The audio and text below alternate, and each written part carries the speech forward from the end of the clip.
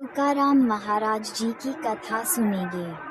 संत तुकाराम महाराज जी की भगवान पांडुरंग के प्रति अनन्य साधारण भक्ति थी। उनका जन्म महाराष्ट्र के देहू गांव में हुआ था और वे सदैव वैकुंठ गए थे, अर्थात वे देह त्याग किए बिना अपने स्थूल देह के साथ भगवान श्री विष्णु जी के वैकुंठ धाम गए थे।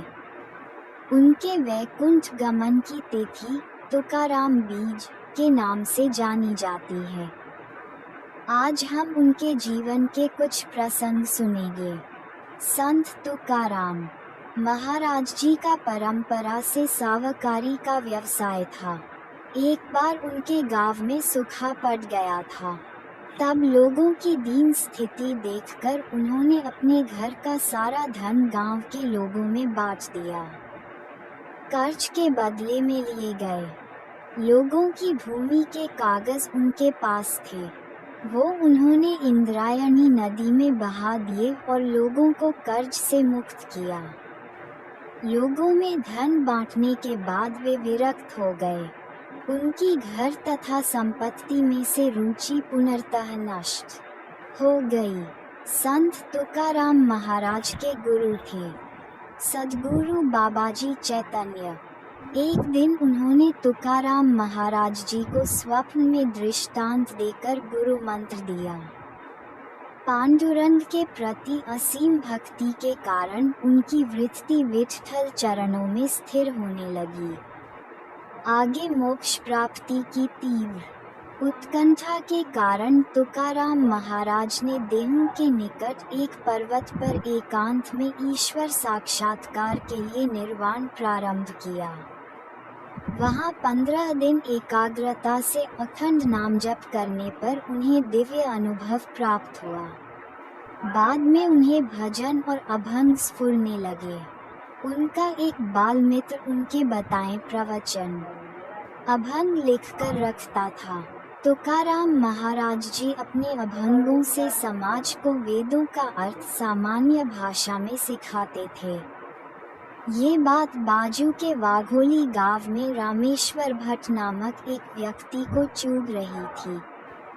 तुकाराम महाराज जी की बती प्रसिद्धि से वह क्रोधित था, इसलिए उसने संत तुकाराम जी के अभंग की गाथा इंद्रायणी नदी में डुबो दी। इससे तुकाराम महाराज जी को अत्यंत दुख हुआ। उन्होंने भगवान विठ्ठल को अपनी स्थिति बताई। अपने बाल मित्र से कहा, ये तो प्रभु की इच्छा होगी। ऐसे 12 दिन बीत गए। 13वें दिन गाथा नदी के पानी से ऊपर आकर तैरने लगी। ये देख रामेश्वर शास्त्री को अपने कृत्य का पश्चाताप हुआ और वे संत तुकाराम महाराज जी के शिष्य बन गए। तुकाराम महाराज जी भगवान पांडुरंग का नामस्मरण कर अखंड आनंद की अवस्था में रहते थे। उन्हें किसी वस्तु की कोई अभिलाषा नहीं थी, केवल लोगों के कल्याण के लिए ही वे जीवित थे। स्वयं भगवान श्री विष्णु का वाहन उन्हें वैकुंठ ले जाने के लिए आया था। जाते समय उन्होंने लोगों को अंतिम उपदेश करते हुए कहा, बंधुओं, जीवन व्यतीत करते समय अखंड भगवान का नामस्मरण करें। अखंड नाम जप करना ये भगवान तक जाने का केवल एक अत्यंत सुलभ मार्ग है। यह मैंने स्वयं अनुभव किया है। नाम जप करने से भगवान के प्रति श्रद्धा बढ़ती है और मन भी शुद्ध होता है। तभी श्री विष्णु जी का गरुड़ वाहन उन्हें लेने के लिए आता दिखाई दिया। भगवान श्री विष्णु जी के अत्यंत सुंदर रूप का वर्णन करते हुए और उपस्थित लोगों को प्रणाम करते हुए तुकाराम महाराज जी भगवान के वैकुंठ धाम गए। वह दिन था फाल्गुन कृष्ण पक्ष द्वितीया। भक्ति सिखाने वाले संत तुकाराम महाराज जी के चरणों में हम सभी कोटि कोटि वंदन करते हैं।